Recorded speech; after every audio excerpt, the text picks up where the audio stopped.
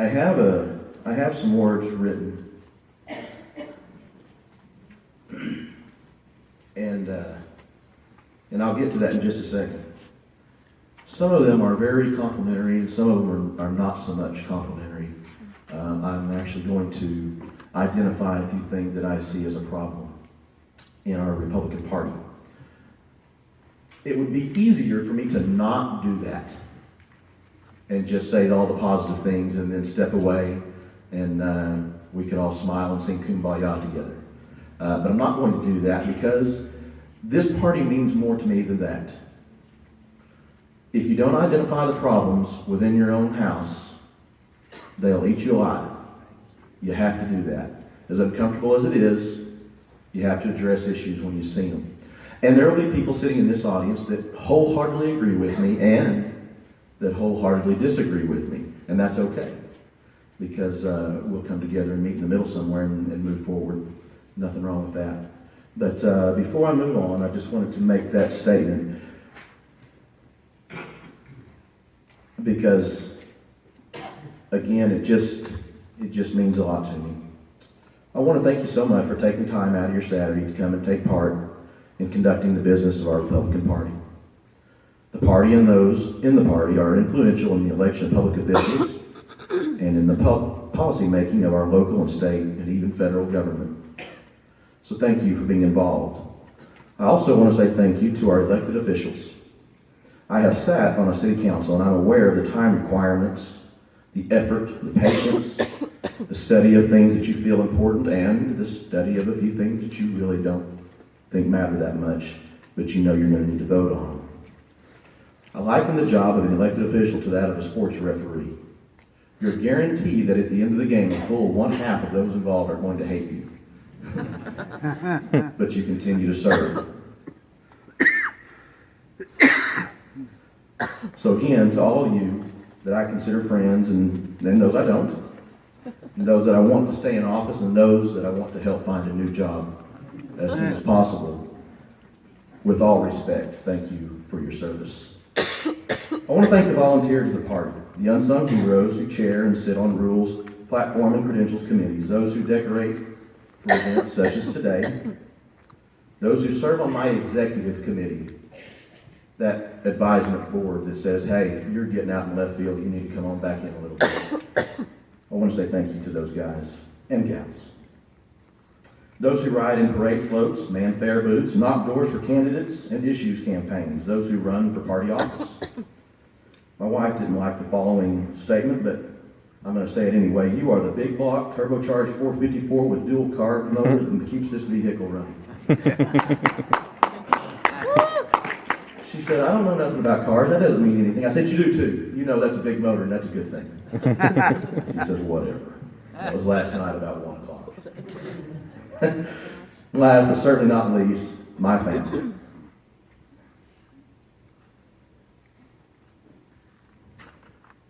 My children who involuntarily donate their time for their mommy and daddy to you, the party. And Eve, what could I possibly say about my wife that would suffice and truly express my appreciation for her? She acts as my political secretary, my business partner, and business secretary. She's a homemaker, a mother to my incredible children, and since she wasn't doing anything else, she just took a job. I cannot say enough to express my appreciation for her, so I'll just say thank you. I want to express, yes.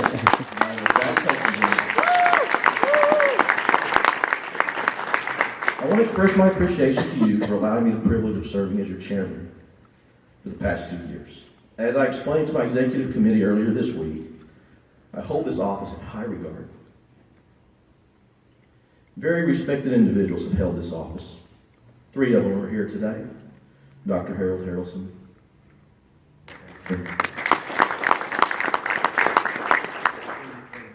Virginia Clendenny, and who else? Oh, yeah, Bobby Cleveland.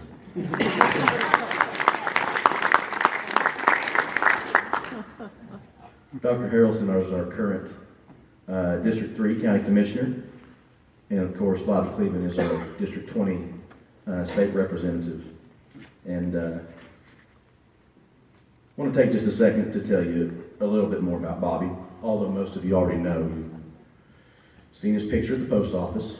You've read articles in the paper. The Lost Oval really likes him.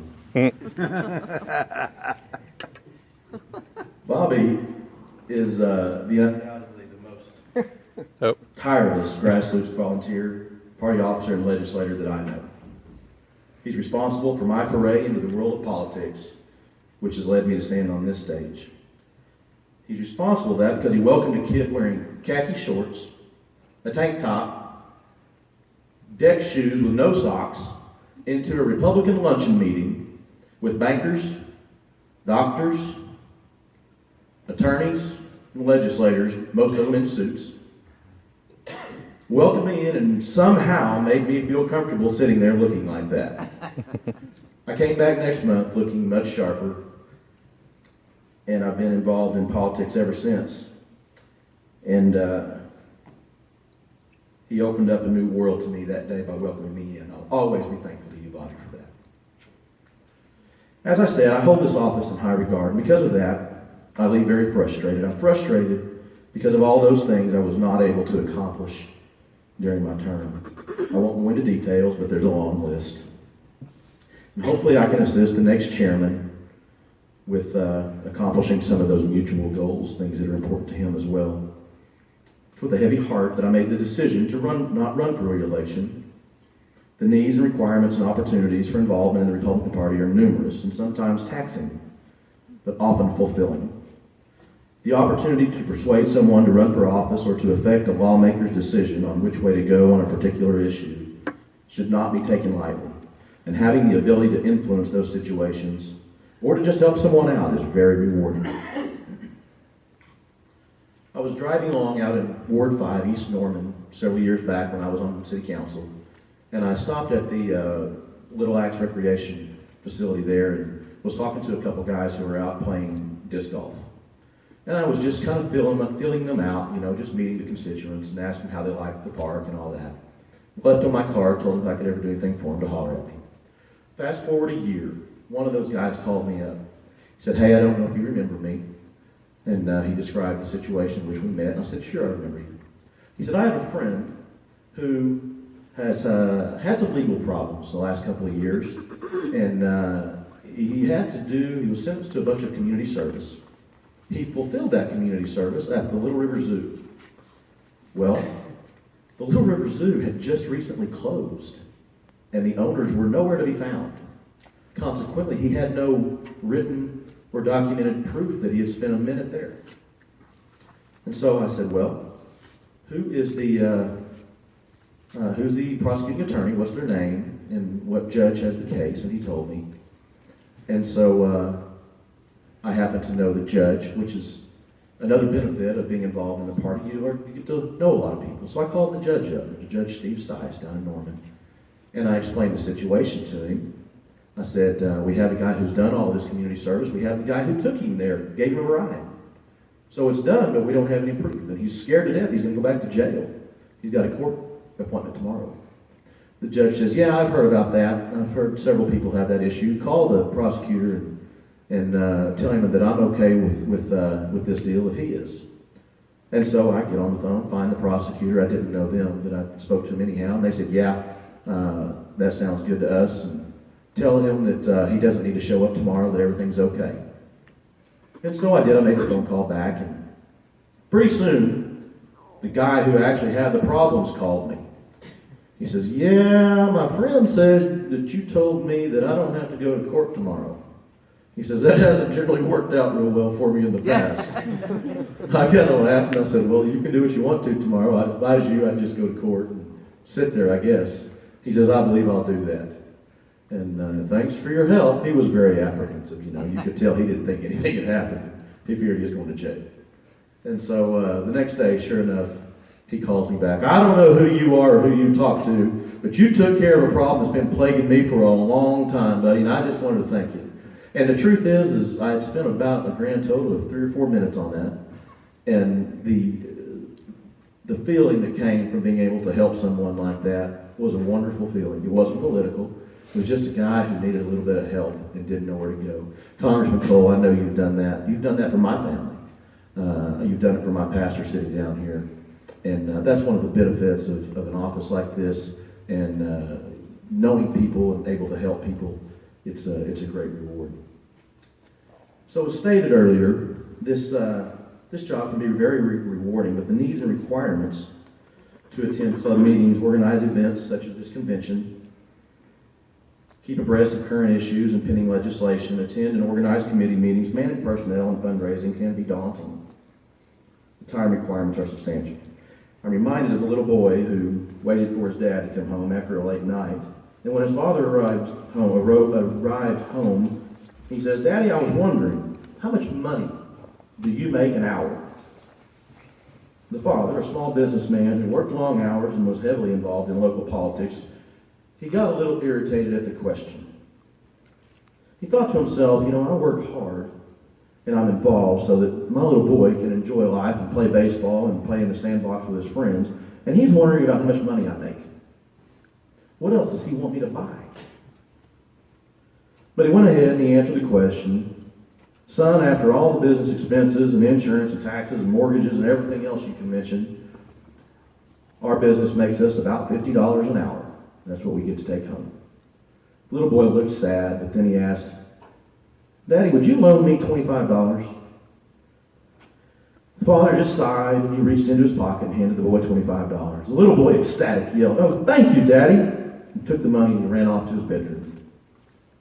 After a few minutes, the little boy comes back to his father with $50 in his hand. The angry father says to the little boy, "This is ridiculous. Why did you ask me for $25 if you already had $25? What crazy toy are you about to blow your money on that costs $50? The little boy said, "There's no toy, Daddy. I just haven't really seen you in a long time. And I want to know if I could buy an hour of your time. Could you come home early tomorrow and we can play a game of catch?" I found myself saying to my children way too often, "Not right now. Be quiet, I'm on the phone. Maybe tomorrow."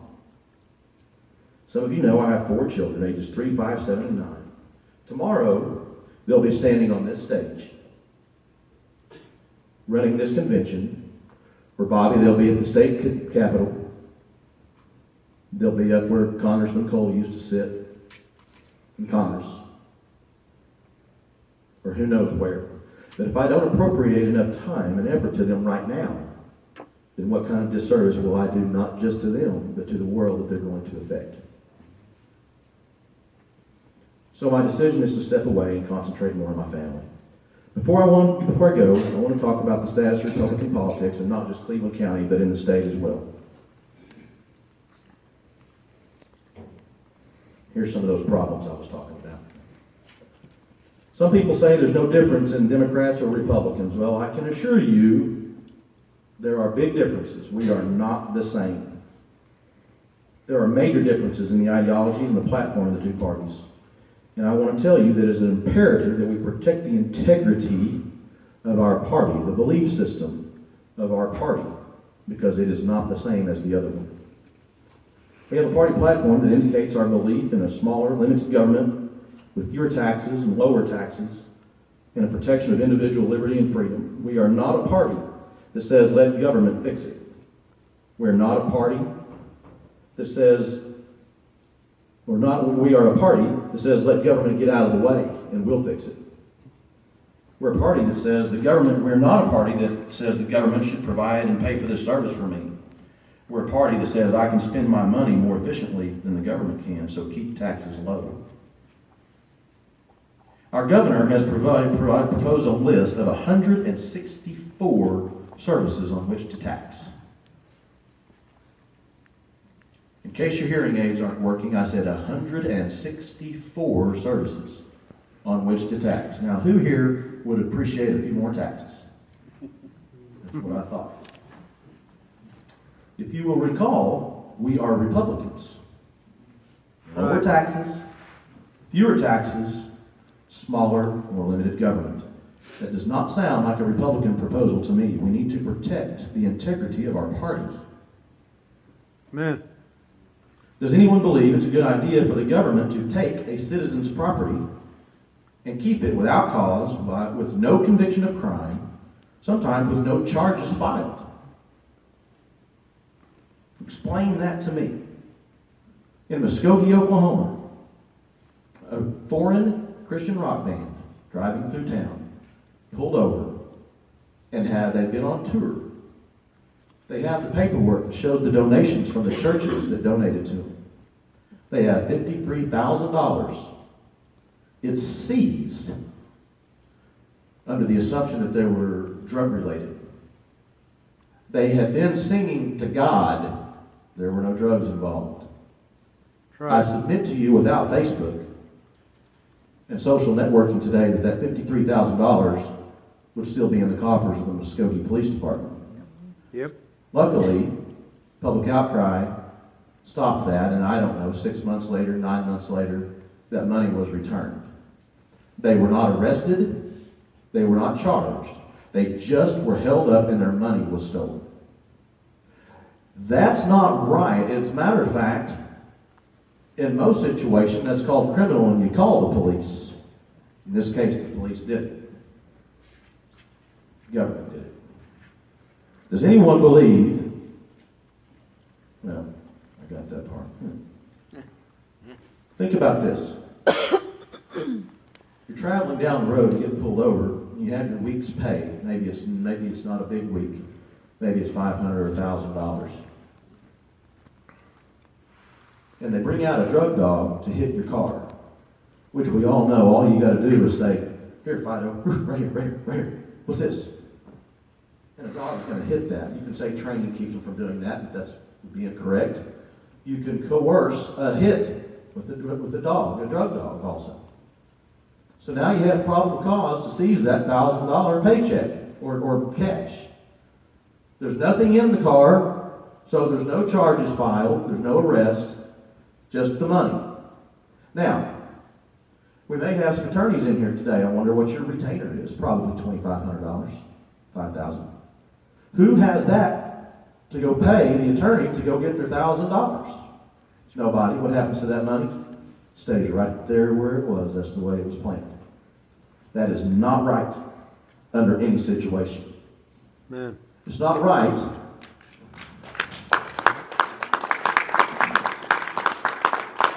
It's not right. Now, this sounds like just a bash police thing, and I promise you there will be people accuse me of that. I can't control what other people are going to say. But that's not the case. But I'm telling you right now, there is a conflict of interest when a police department can pull you over, take the money under that situation, and keep the money. The money goes to their department. That is a conflict of interest by definition. Last year we had a bill that would have removed that conflict of interest. It would have sent the money elsewhere. Good bill. Some have estimated it would have passed the legislature by 70 or 80%. It was killed in committee. It was never allowed to be heard. When it was requested that the bill be moved to another committee, committee chairman said no. Forcibly killed right there. When your elected chairman goes to the Capitol to speak to the committee chairman, one of our senators, I left 4 messages. I left one on the voicemail, on his phone, Facebook, an audible message with his secretary, tell him to call me, and a handwritten message from me that I left on his desk, on his secretary's desk. Crickets. I got nothing. That is not Republican principles of government. There's several different issues there. Not just the one of killing the bill, but of the fact that you're not responding to the guy who's been elected by the grassroots activists in the party to run the party. That's a problem. Right. That needs to be fixed. We have to protect the integrity of our party. Years ago, our parents and grandparents would register as Democrats here in Oklahoma because it's the only way they were able to vote. People such as Congressman Cole's mother, the Hibdens, Mina Hibden and others, blazed a trail and kind of started to change that. And now the situation has changed, and it's kind of the other way around. The problem with that is, we now have Democrats registering as Republicans and then running for office. So what we do is we elect an R with their Democrat ideology. Better think about that. That campaign sign out there that's all red with the R on it, you better not let that be the only reason you vote. Better find out a background. We have to protect the integrity of our party.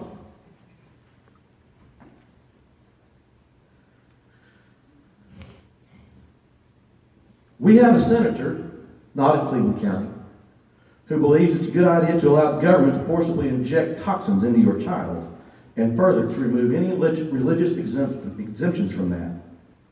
The religious exemption part of this stands on its own. I have no use for someone who doesn't respect my religion, Amen. my religious beliefs. And the idea that government oversight of substances going into our body is sufficient is ludicrous. Look at the ingredients in what we call food today. Where do you think this cancer comes from? This autism, all these sicknesses. You kind of think that comes from natural food, or you think that comes from artificial additives, things of that nature? You know also that all the drugs recalled by the FDA were at one day approved by the FDA. Okay? With all the global organizations, and I'll be called a conspiracy theorist as well, that's okay, I can't control what people say about me. With all the global organizations that are calling for a reduction in population, do you really trust our government to not put harmful toxins in your children one way or another? Ask yourself this question: why does the Vaccine Injury Trust Fund exist? Think about that. We all want to talk about how great vaccines are, and I'm not anti-vaccine. There are things that can help, be assured. God gave us brains to fiddle with chemistry and figure out things that we need to know, and He expects us to do that. But again, ask yourself the question: we have the Vaccine Injury Trust Fund. Why would we have that? And why is it paid out $3 billion with a B dollars in settlements? I don't know. Is that good Republican governing? We need to protect the integrity of our party. Does anyone believe that texting while driving is a good idea? Absolutely not. Not one person thinks that's a good idea. But there are already laws on the books that require drivers to dedicate attention to driving. Why would we need another bill? Yeah. Could it be the opportunity for more revenue? Yep. I don't know, maybe. Some would argue that if it just saves one life, that's fine. If it just saves one life. Let's move on into a different subject.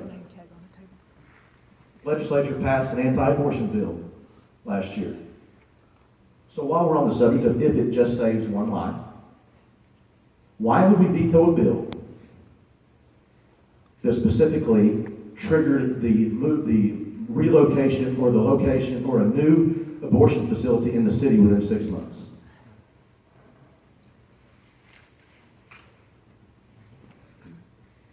If it just saved one more life. We have to protect the integrity of our party. These are just a few examples of our shortcomings in government. But remember, we have the supermajority. We have the lead in the legislature. There are barely enough Democrats in the Senate to have a card game. It's ours. Boys and girls. All of it. It's ours to own. It's mine, and it's yours. That's right. It's nobody else's. That's one of the great things about being in the minority is you can complain about the majority. You can't do that when you're on the offense. It's yours. You own it. Contact your elected officials.